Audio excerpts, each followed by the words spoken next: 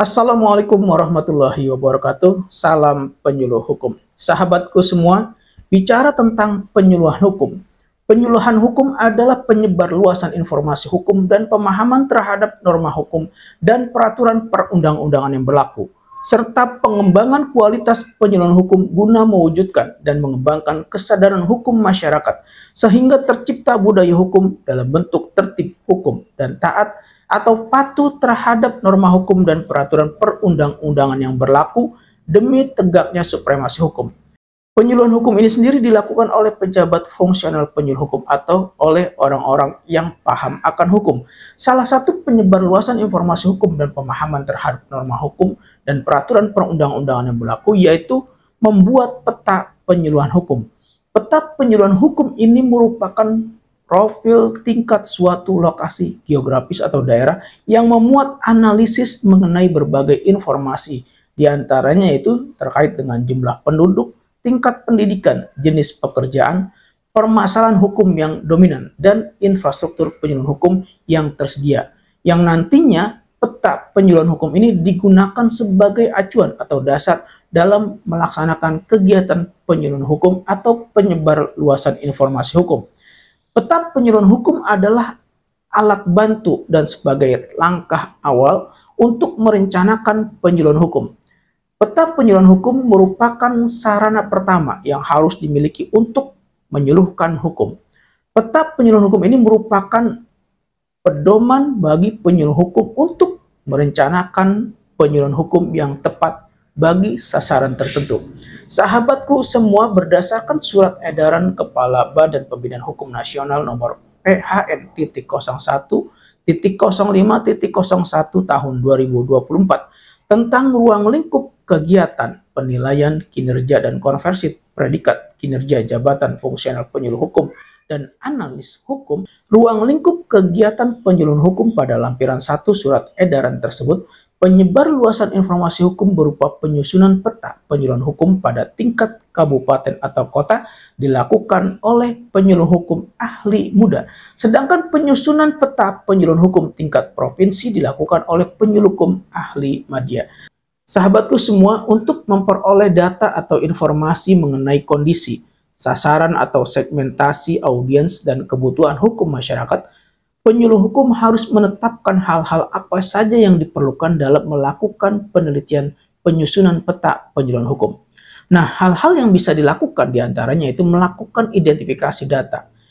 Identifikasi data ini dilakukan untuk mengetahui kondisi sasaran atau segmentasi audiens dan kebutuhan hukum masyarakat setempat yang menggambarkan keadaan penduduk suatu wilayah dan kecenderungan perkembangan dari masa ke masa.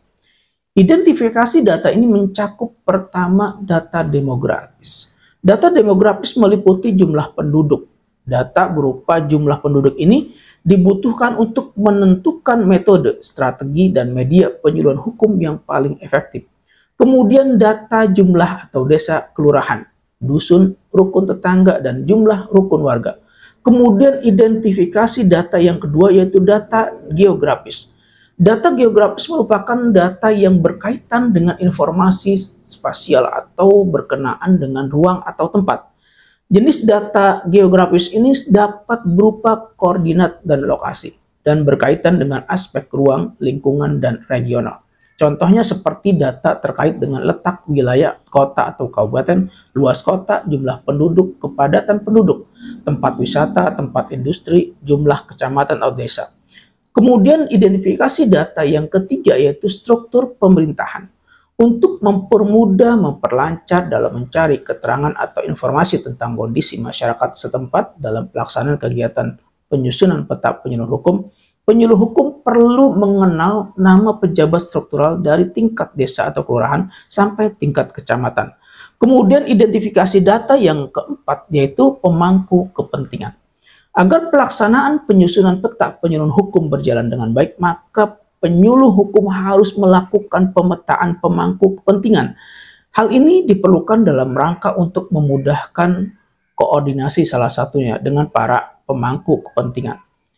Pemangku kepentingan ini dapat mencakup perangkat pemerintah daerah, lembaga penegak hukum, lembaga swadaya masyarakat, institusi pendidikan, organisasi dan komunitas masyarakat lainnya.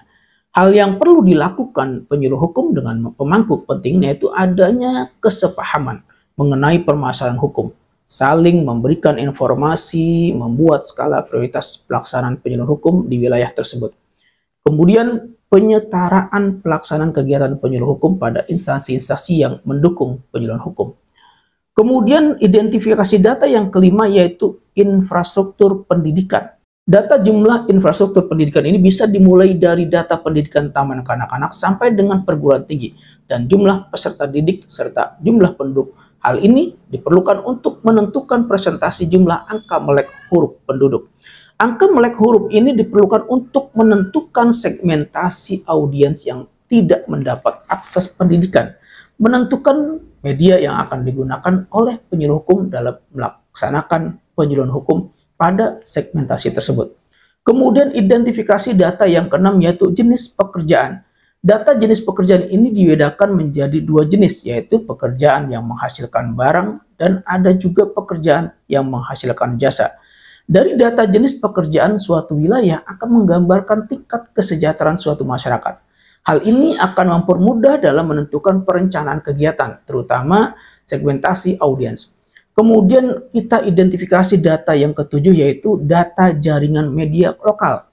Keberadaan jaringan media lokal sangat diperlukan untuk memberikan informasi kepada masyarakat. Contohnya seperti media cetak maupun media elektronik dan media lainnya.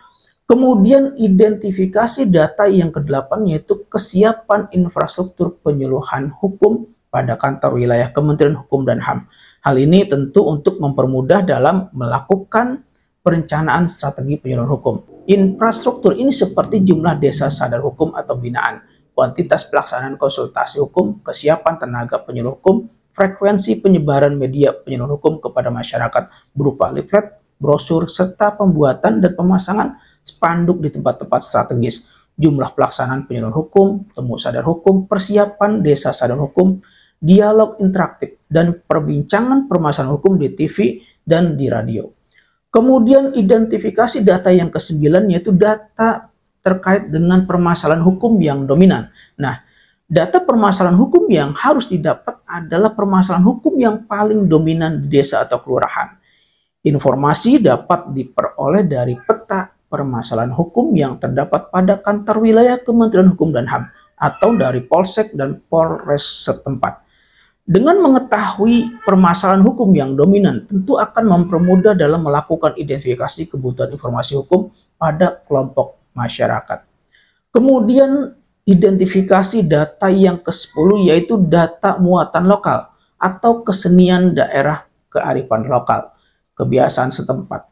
Dengan menggunakan muatan lokal, bahasa lokal, simbol-simbol lokal hingga cerita rakyat setempat, maka pesan-pesan hukum tentu akan mudah disampaikan kepada khalayak secara menghibur tanpa terasa menggurui dan mudah dicerna oleh masyarakat.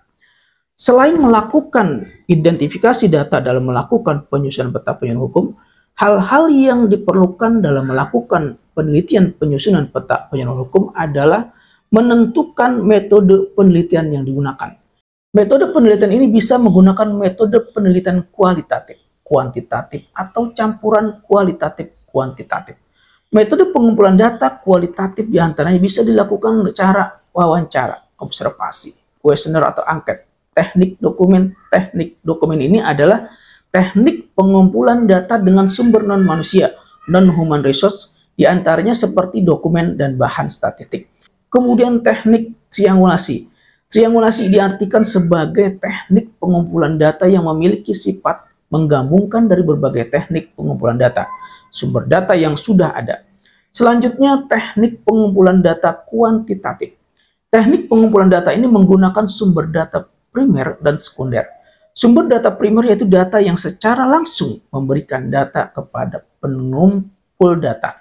Dan sumber data sekunder adalah sumber yang tidak langsung memberikan data kepada pengumpul data. Misalnya melalui orang lain atau juga melalui dokumen.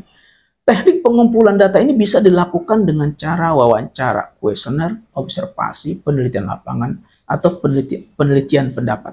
Selain melakukan identifikasi data, menentukan metode penelitian, hal-hal lain yang diperlukan dalam melakukan penyusunan peta penyuluhan hukum yaitu penyajian data. Hasil penelitian dilakukan dalam pembuatan laporan. Nah, agar hasil penelitian dapat dibaca dan mudah dipahami, maka laporan harus dibuat atau disajikan secara sederhana dan jelas. Cara penyajian data ini bisa dilakukan dalam bentuk narasi, tabel, dan grafik atau diagram. Penyajian data dalam bentuk narasi yaitu disajikan dalam bentuk kalimat. Penyajian data dalam bentuk tabel disajikan dalam bentuk kumpulan angka yang disusun menurut kategori-kategori tertentu dalam suatu daftar. Tabel disusun dengan cara alfabet, geografis menurut besarnya angka, historis atau menurut kelas-kelas yang lazim. Kemudian penyajian data dalam bentuk grafik atau diagram. Penyajian dalam bentuk grafik atau diagram ini berupa gambar yang menunjukkan secara visual data berupa angka atau simbol-simbol yang biasanya dibuat berdasarkan data dari tabel yang telah dibuat. Adapun tujuan dari penyajian data ini adalah untuk memberi gambaran yang sistematis tentang peristiwa yang merupakan hasil penelitian atau observasi. Data lebih cepat ditangkap dan dimengerti, memudahkan dalam membuat analisa data dan membuat proses pengambilan keputusan dan kesimpulan lebih tepat, cepat, dan akurat. Sedangkan fungsi dari penyajian data adalah untuk menunjukkan perkembangan suatu keadaan, mengadakan perbandingan pada suatu waktu. Analisa data ini merupakan tindak lanjut dari hasil penyajian data yang diperlukan dari wawancara, observasi, angket yang dihimpun dari kelompok audiens dan studi dokumen. Analisa data ini diterjemahkan menjadi hasil yang sesuai, sebab data yang telah terkumpul bila tidak dianalisis maka hanya akan menjadi barang yang tidak berguna. Oleh karena itu harus diselesaikan dengan baik. Pada tahap inilah menentukan teknik analisa apa yang akan digunakan. Analisa data yang dapat digunakan yaitu analisa data kualitatif dan analisa data kuantitatif. Analisa data kualitatif, data diambil dari sumber manapun dan dengan teknik pengumpulan data yang bermacam-macam. Analisa data kualitatif bersifat induktif yaitu analisis data berdasarkan data yang diperoleh. Selanjutnya dikembangkan menjadi sebuah hipotesis. Sedangkan data kuantitatif adalah proses mengolah data yang sudah terkumpul dari responden atau masyarakat di lapangan atau dari referensi lain yang terpercaya. Sahabatku semua, demikian tentang peta penyuluhan hukum. Mohon maaf jika terdapat kekeliruan, semoga bermanfaat. Wassalamualaikum warahmatullahi wabarakatuh. Salam penyuluh hukum.